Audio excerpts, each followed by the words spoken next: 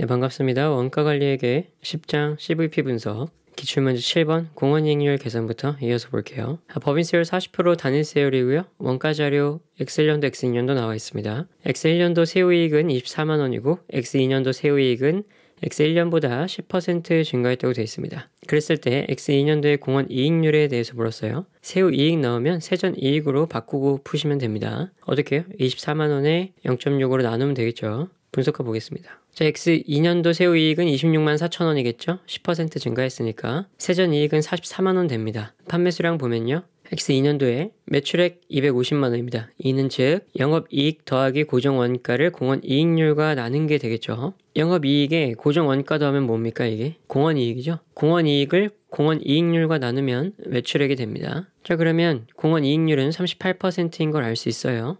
자, 관계인데 이거 좀 알아두시면 좋죠. 영업이익 더하기 고정원가는 CM이고 CM을 CMR과 나누면 매출액 나오고 매출액을 CMR로 곱하면 CM 나오고 똑같이 CMR은 CM을 매출액과 나누면 CMR이 나오고 다음 넘어가겠습니다. 손익분기점 판매량 계산입니다. 단위당 판매가격, 변동판매관리비, 그리고 연간 고정판매관리비 뭐 이런 식으로 나와 있어요. 노동 집약적 생산 방법을 택할 경우 손익분기점 판매량에 대해서 물어봤고요. 두 생산 방법 간의 영업이익의 차이가 발생하지 않는 판매량에 대해서도 물었습니다. 노동 집약적 방법이 있고 자본 집약적 방법이 있습니다. 한번 볼게요.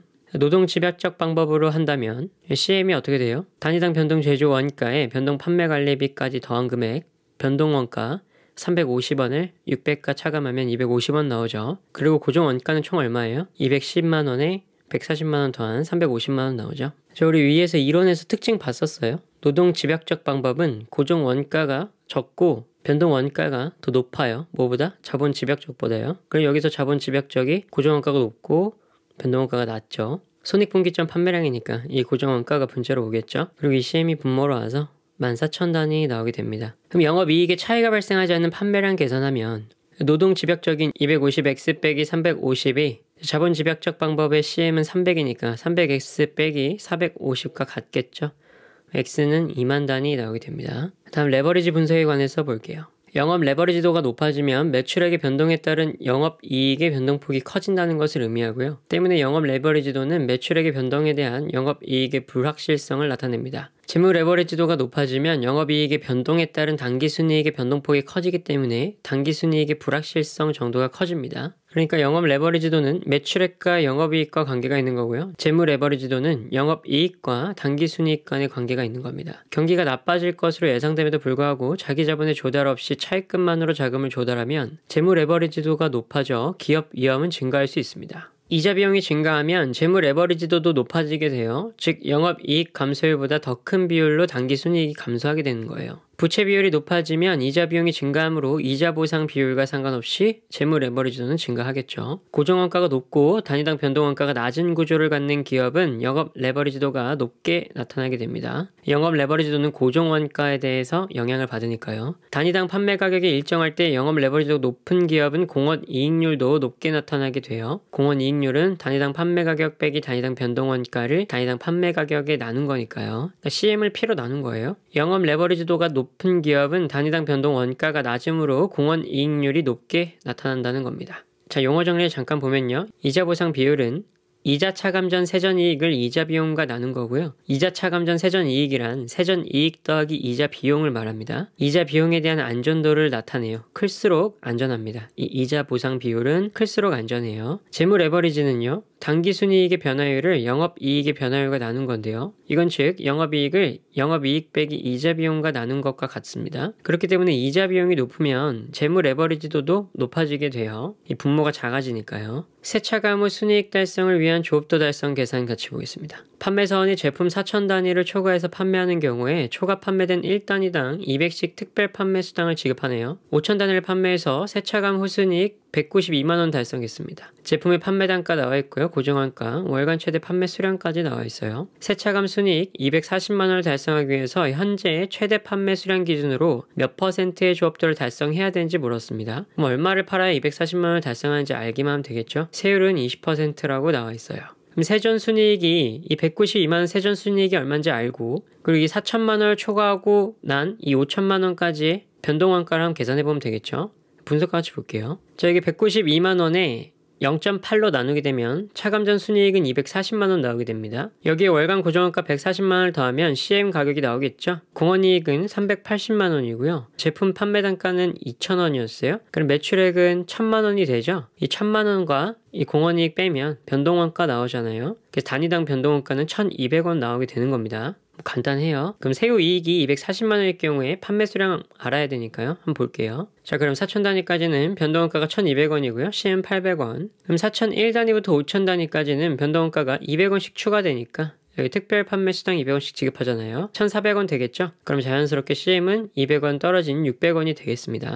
그럼 계산을 해볼게요. 4,000단위까지 계산하면 여기는 새우이익으로 계산을 했는데 전 이 방식으로 하는 거 추천드리지 않고요. 자, 이거 세전이익을 바꾸면 300만원 나오거든요. 4,000단위를 800과 곱해주면요. 자, 그럼 320만원 나와요. 그럼 우리가 얼마까지 만들어야 됩니까? 세전이익이 300이었고 고정원가가 140만원이에요. 그러면 440만원까지 만들어야 되잖아요. 그럼 440을 320가 빼면 120만원만 더 만들면 되는 거예요. 4,001단위부터는 CM이 600이었으니까 이걸 120을 600이랑 나누면 되겠죠? 600 나눠주면 2,000단위가 나오게 됩니다. 그럼 4,000단위 더하기 2,000단위 하면 6,000단위죠. 그 새우이익 240만원 만들기 위해서는 6,000단위가 필요하다는 거예요. 그럼 6,000단위를 8,000단위랑 나눠주면 0.75 나오게 되죠. 자, 그럼 세차 과목 순이익 240만원 달성하기 위해서는 몇 퍼센트의 조업도를 달성해야 되냐? 75% 나오겠죠. 자, 넘어가겠습니다. 11번 현금분기점 판매량 계산 볼게요. 원가자료 나와 있고요. 법인세율 나와 있습니다. 현금분기점 판매량 물어보면 이 감가상각비가 중요하죠. 자, 그럼 분석과 같이 보겠습니다. 자, 먼저 단위당 판매가액 1,000원이었고 단위당 변동원가 500이면 CM은 500 나오겠죠. 법인세 부과 후에 CM과 고정원가로 계산해보면은 이 CM이 0.8 곱하고요.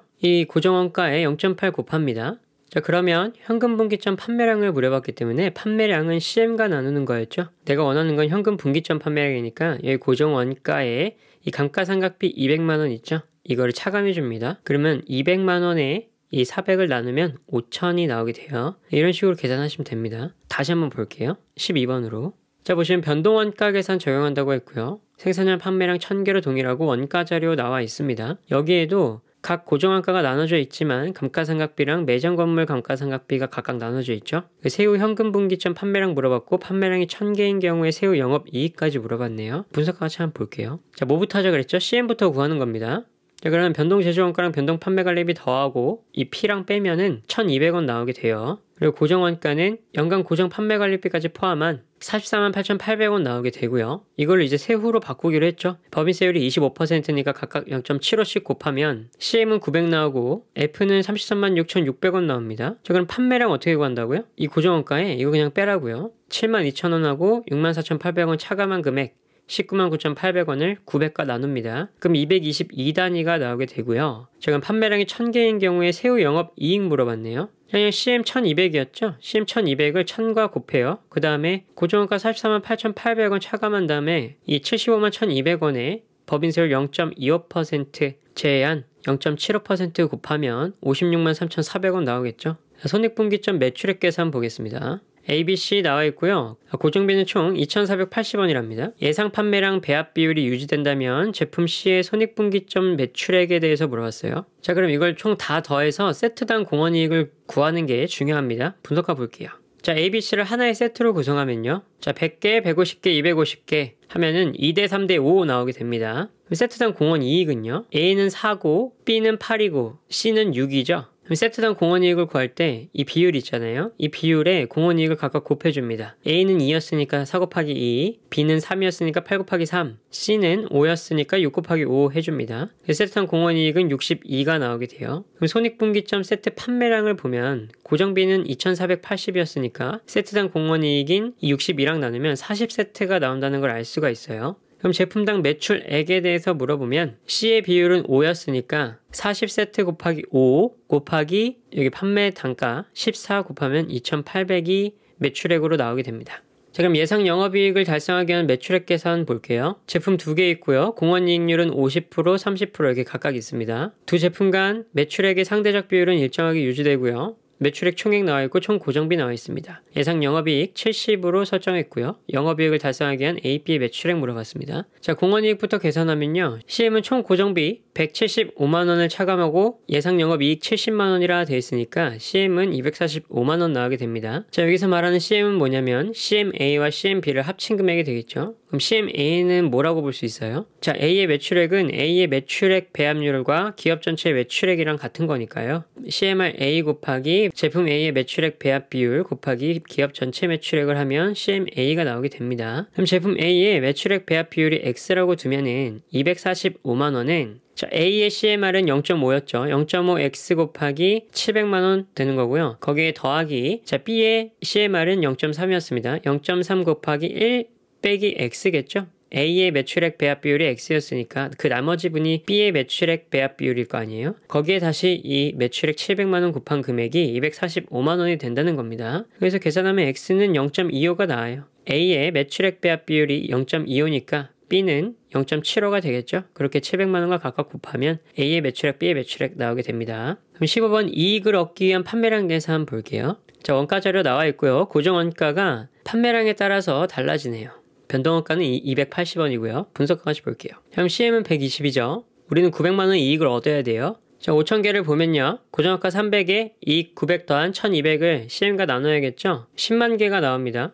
구간을 초과했어요. 9,000개 대입해보면 450을 900에 더해서 120과 나눠야겠죠. 11만 2,500개로 이 9,000개를 또 초과했네요. 그럼 13만 개로 해볼까요? 600에 900 더하고 120 나누면 12만 5천 개 나옵니다. 가능하네요. 그러면 12만 5천 개를 판매해야 된다 알 수 있겠죠. 세후 순이익 달성을 위한 판매량 계산입니다. 자, 원가 자료 나와 있고요. 분석과 같이 보겠습니다. 변동 비율이 80이니까 그럼 CMR은 뭡니까? 20%죠. 여기 P 나와 있으니까 CM 나누기 P는 0.2 그럼 CM은 2,000원인 거 알 수 있습니다. 근데 굳이 이렇게 안 하고 그냥 P를 이 0.2랑 곱해도 되죠. 판매량이 5,000대일 경우에는 세전 순이익이 2,000 곱하기 5,000 빼기 판매량 5,000대 이하일 때 고정원가는 850이었으니까 850 빼면은 150 나오고요. 법인세율이 누진이네요. 그래서 100만원 이하는 25%니까 75만원은 고정입니다. 그럼 이제 75만원 이제 초과분만 계산하면 되겠죠. 그리고 100만원 초과분에 대해서는 30%입니다. 그럼 50에 대한 30%니까 15만원 계산해서 110만원이 세후 순이익이 나와요. 판매량이 5,000일 때 말이죠. 세후 순이익이 145만원을 달성하기 위한 판매량은 5,000대를 초과하는 걸 알 수 있습니다. 자, 그러면 100만원을 초과한 분에 대해서 이제 새로운 법인세율이 적용되니까 100만원이 초과했기 전까지의 세후 순이익은 75만원이잖아요. 그 75만원에서 145만원까지의 차이가 얼마입니까? 70만원이죠. 그럼 이 70만원 분만 계산하면 되는 거예요. 그럼 70만원에 대한 세전 이익 하면 어떻게 돼요? 0.7 나누게 되면은 100만원 나오게 됩니다. 세후 순이익 145만원 달성하기 위해서 세전 이익으로는 200만원 계산해야 되는 걸 이제 구한 거죠. 그럼 이제 간단합니다. 자, 5,000원 초과해야 되니까 고정원가 1,100에 우리 200만원 더 벌어야 되잖아요. 200 더한 다음에 이 CM 2,000과 나누면 6,500대 나오는 거 알 수 있어요. 그럼 17번 손익분기점 도달을 위한 판매량 계산 보겠습니다. 자, 항공기 한 대 있고요. 주 5회 왕복 운행합니다. 좌석수 총 110석 있고요. 이렇게 쭉 나와 있어요. 손익분기점을 위해서 매주 최소 판매해야 할 항공권 수량에 대해서 물었습니다. 뭐 급여, 항공사용료, 편도 운행당 연료비 뭐 이런 것들은 다 고정비용으로 들어갈 수 있겠죠. 자, 한 매당 판매 비용은 3만원이었고요. 1매당 변동 원가는 수수료 900원이죠. 그리고 식사 비용 1,100원입니다. 그래서 변동 원가는 2,000원 잡아주고요. 주당 고정 원가는 자, 주 5회 왕복 운행하니까 10회죠 총. 지금 여기는 편도당으로 잡았으니까. 그럼 10회 곱하기 70만원 하고요. 공항 사용료 매주 480만원 더해주고 급여 매주 780만원 더해주면 1960만원 나오게 됩니다. CM은 28,000이었고요. 손익분기점이니까 고정원가에 28,000 나누면 700매 나오게 되죠. 그럼 다음 18번 매출 총이익을 얻기 위한 최소 판매량 계산입니다. 단위당 직접 재료원가, 변동 가공원가, 고정 제조 간접원가 이런 식으로 원가 자료가 구성되어 있네요. X0년도 280개 주문받아 판매했는데 매출 총이익률은 25%라고 합니다. 그럼 X1년도에 100만원 이상의 매출 총이익을 얻기 위한 최소 판매량에 대해서 물어봤어요. 분석과 같이 보면요. 매출 총이익률은 이익의 매출을 나눈 거죠.